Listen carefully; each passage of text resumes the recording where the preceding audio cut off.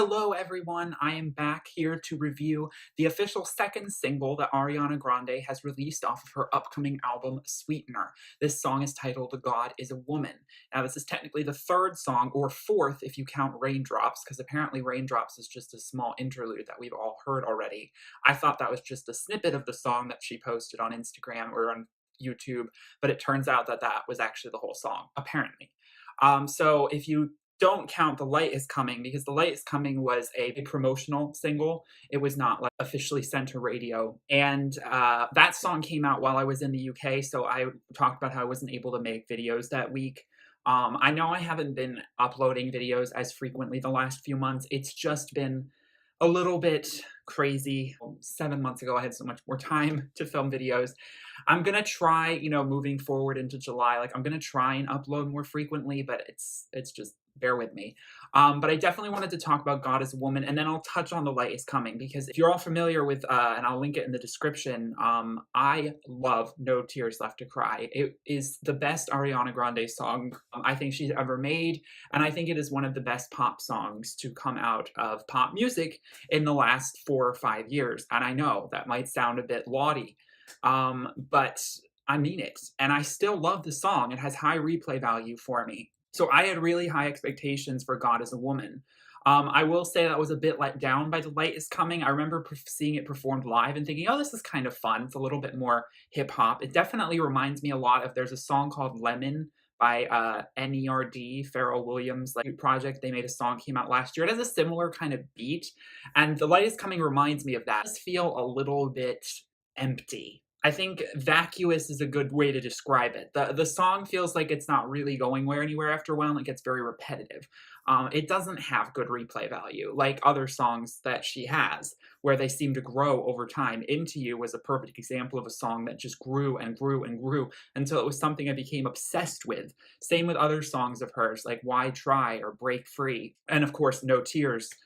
So now we have God as a Woman. Now, this is the song everyone is going to be talking about for quite some time, for better or for worse. Let's talk about the title first of all. I love this title. In fact, to be completely honest, I wish she had named her album this. I feel like this is a theme that is prevalent in her entire body of work that this album is going to be about. And I feel like she probably considered naming it that at one point, ultimately backed off for whatever reason. Maybe she felt like, I don't know, she wanted it to just be one word. Maybe she was worried about controversy. She should not be worrying about that. The people who have a problem with you saying things like God is a Woman for a song like this, which is all about female empowerment, they are not getting the whole picture. And if they're worried about, because of like religious dogmatic things, like sacrilegious sort of ideologies of, in my view, it's been sacrilegious this whole time how Christianity and Islam and Judaism and all these religions have been forcing it down our throats that God is a man for years and years and years and eons and eons and eons. I mean, that's sacrilegious. God is not a male. God is not a female. God is undefinable, and of course, I'm not going to spend a ton of time going off into a spiritual, philosophical discussion about this, even though I would love to. That's for another video. I definitely feel like, she's talking about female empowerment, and it's so clear. It's actually a little bit more of a playful song than I was expecting, and I will admit, for a song title that is heavy like this, I was expecting something quite soulful and slow and like basically a power ballad. I mean, I was expecting something that was going to be so emotionally powerful and wrenching, with no sort of like danceable kind of beat structure whatsoever. I was expecting like a huge power ballad moment, something along the lines of Whitney's I Will Always Love You, just like something that gets a little upbeat but is still very much a slow ballad. I have to be completely honest, I was a little bit surprised and a teeny bit let down when the song began, because instantly you kind of can tell that she's going for, I don't want to say territory she's tread before, because I think this song actually does sound a lot like No Tears Left to Cry in terms of the production, with, a slight urban influence, but it's very pop. It's very Eurodancey, very dream pop, I guess you would call it. And I still get that. This song is a little edgier than No Tears Left to Cry. It's a little bit more urban. Um, And the instrumental reminds me a lot of songs off of Dangerous Woman, the playful, sultry guitar and, the psychedelic sort of glossy production that's packaged over this track reminds me a lot of something of Dangerous Woman. And at first, I was a little disappointed. I was expecting something a little bit more grandiose. And I was expecting in the lyrics for her to be a little bit more, direct about, obviously she has that line, which I'm still obsessed with, when all is said and done, you'll know that God is a woman. Baby, let me down and let's pray. I'm telling you the way I like it, how I want it. And I can be all the things you told me not to be. When you try to come for me, I keep on flourishing. So we're getting a little bit of a more playful, kind of tongue in cheek attitude coming from her. She's sort of, I don't want to say goading on her partner, but she's, sexily kind of hinting at the things that they could do together. And the idea of you'll believe God is a woman is sort of like, well, I can bring any man to his knees in a sort of more sexual way. And the explicit nature of this song is something that I must admit I was a little bit not here for at the beginning. I think what changed this entirely, my perspective, was the music video, which is often what happens for a lot of songs where I'm a little bit on the fence and then the music video drops and I'm like, I get what they're doing. I get the whole picture. I really do think the music video elevates the song, and the music video is probably one of the most artistic and avant-garde that Ariana, has ever done or attempted, which is really good because I think her music videos for Dangerous Woman were so boring and basic. A lot of them were just like one shot, one studio setup kind of vibe, or Into You was just her partying in a club. There was so much potential, and I'm definitely here for this over the top, head scratching music video. Now, there are several things in this music video that really make no sense. First of all, what is the deal with the screaming prairie dogs? What in the middle of the song, we have what are presumed to be groundhogs or prairie dogs coming out of the earth to scream at us. I literally sat there like, what is going on? This makes no sense. I cannot, for the life of me, understand where that kind of ties in to, some of the other interludes. One that I actually am very much in love with is a part spoken by, and you know what? It's so funny because honestly, I didn't recognize her voice, but apparently it is Madonna reading a verse from what someone said was the Bible, but then I was like, I'm not entirely sure if that's a Bible verse. It didn't sound like one to me. It sounded more like a feminist speech that I've heard somewhere before. But it is Madonna speaking this monologue. I think that fan was joking when they said it's a Bible verse. It's a verse that should be in the Bible, because it's asserting the the power that is within all, femininity, all women. And of course, that iconic scene where she's in the Pantheon, or a recreation of the Pantheon, of course, and she throws the hammer all the way up to the ceiling to shatter that highest of glass ceilings, is so iconic. There are so many moments in this video. Obviously, with we have the creation of Adam interpretation that she takes, where she has woman, in place of, the prediction, the image that Catholicism in particular kind of shoves down your throat as the idea image of God, this old bearded white man. And she places herself in that Michelangelo. And there are so many moments where she blends into these beautiful oil paintings or these beautiful ink drawings. And it is very mesmerizing. And the work that went into this video and the production of it is astounding. Like I said, I think the music video almost overshadows or eclipses the song to some extent. The song bears a lot of meaning, and the video needed to explore that. So I am definitely glad that she sort of filled in all the holes that I felt were missing. In terms of the lyrics, maybe talking a little bit more about feminism, the song instead being just kind of playful, like, I know you want what I want, and I want what you want. It's a lot of kind of general, to describe it, but it's pop music. It's lyrics you would expect to hear in a pop song that's a little sexy.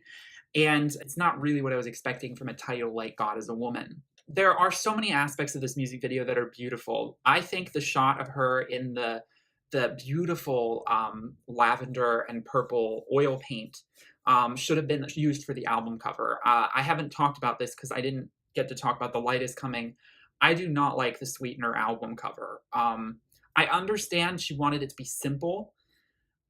There is something about the lighting in this shot that The shadows are not doing what I think they should be doing, and the fact that she chose a background color that's so close to her skin tone, and then she's like just showing one small little like spaghetti strap, and it just, there are things I would have done differently. The art student, the photographer in me is kind of like a little bit stressed about that album cover. I don't mind that it's simplistic. I was kind of expecting that, but I would have changed things. And I also don't mind that it's upside down. In fact, I think it helps that it's upside down because it adds a little bit of, ooh, that's interesting. They should have used the beautiful, what is the single artwork for this song, God is a Woman, as the album artwork. And the music video, gosh, there's so much I could talk about. It's just nuts. And I applaud her for all of the, the balls it takes to put out a song that is going to confuse some people. I think the message is very clear that,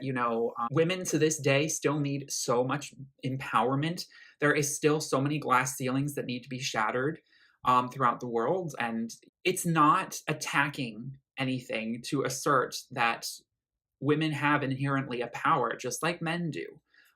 Feminism is about equality. And if people want to take it as Ariana trying to, like, it's petty. It's silly for you to read that too much into it. Because that's what you'd be like, you're reading too much into it. If you really think that I believe that God is a woman because women are inherently superior to men biologically, and I truly believe this, and it's fine. If some people do, I mean, hey, what's wrong with that? We've believed that men are superior for eons. Like, come on here. Hypocrisy. But God is so many things. Why can't God be a woman? We have to address that. Why is it that after all this time, when we flip the script once and we try and subvert this one thing, it's so bad? It's so wrong. It's so unfathomably, oh my God, my head is going to explode. We need to, you need to analyze and explore that because we're so used to things being a patriarchal way. And when you undo patriarchy, you have those uncomfortable subversions, and they're really, really important. So it's very uplifting and it's very powerful, but it's also very Ariana. It's very sexy and playful, which again, maybe is not necessarily what I'm here for when she's trying to get a point across. I just feel like it could get across a little clearer if it didn't have all of that, stuff sugarcoating it. But at the same time, I'm sure she's going to have amazing, soulful, bare ballads on this record that are going to blow me away. So where her vocals are going to shine. I do love at the end where the choral moments come in and she's just singing with her own voice layered a lot. I really think we're going to see a lot of beautiful vocal layering of Ariana's voice, which is pure heaven. Literally being at the pearly gates of heaven, listening to her voice layered like that. So that's one of the highlights of the song for sure. I love the shot of her, with all the women surrounding her in the blue. Those are some of the most beautiful shots of this video. The fashion, everything is just so well thought of. And there's allusions to all sorts of kind of metaphysical, religious iconography. Just enough to not be too pretentious and, shove it down your throat too much. Yes, some of the shots may be a little head scratching. I'm not so crazy about the three wolves thing. I just thought some of them just feel like a little bit conflated. I don't know how else to describe that. It's all over the place. It's all over the place. But anyway, let's not keep this video too long, but I just had to give my 2 cents on it. I love the song. I do think that No Tears Left to Cry is still that song so far off of Sweetener, and I know almost all Ariana Grande fans are going to disagree with me there because I've been hearing about just like how everyone's like, goodbye, No Tears, welcome, God is a Woman. This is the real song we've been waiting for from her for this era. I agree. The Light Is Coming it's okay. It's not bad. She's got worse songs. Trust me. I could name some, and I don't want to because I don't want to upset a lot of Ariana fans who are probably going to watch this video. I am not the hugest Ariana fan in the universe, okay? Please keep that in mind. But yeah, The Light Is Coming does feel a little bit messy, and the music video for it, I mean, let's just put it this way. We now know why the budget was so low. They blew their budget with the No Tears video and the God is a Woman video. They're like, let's go in a forest and have a little light ball and just do a one-take film here because we got no money for this video, which is a shame because it deserved a little bit better. The song's not that bad to deserve such a kind of trashy video, in my opinion, or low effort, low budget video. But I'm very excited for Sweetener. I'm not going to talk about any more singles that she may release. I'm sure she'll release at least one more before the album drops next month because I've already talked about No Tears and now God is a Woman. So I'm not going to talk about it anymore until my review. So please subscribe if you're looking forward to hearing about what I have to say about that. And I hope you guys enjoyed this, and please give it a like and subscribe. Like I said, just in general, if you want to hear me ramble on about music reviews. I'm going to try and do more again because I've been getting really, really lax about it. I do just want to do a little bit of plugging for myself here. If anyone is interested in any sort of like artwork that you can buy as prints, like things for a phone case or for, you know, a shower curtain or a pillowcase or just a print to hang on the wall, check out my Fine Art America page. I'll link it in the description. It'll be the first thing under my social media tab. Because I have lots of my pieces, my artwork, I'm a painter, available to be sold, and tons of different things. You can get a t-shirt. I'm going to make a more official video about it. I just wanted to plug it. Sorry. I'm a shameless self-promotion. Guys, again, thank you so much for clicking. I hope you guys enjoyed. Peace, love, and light. Bye.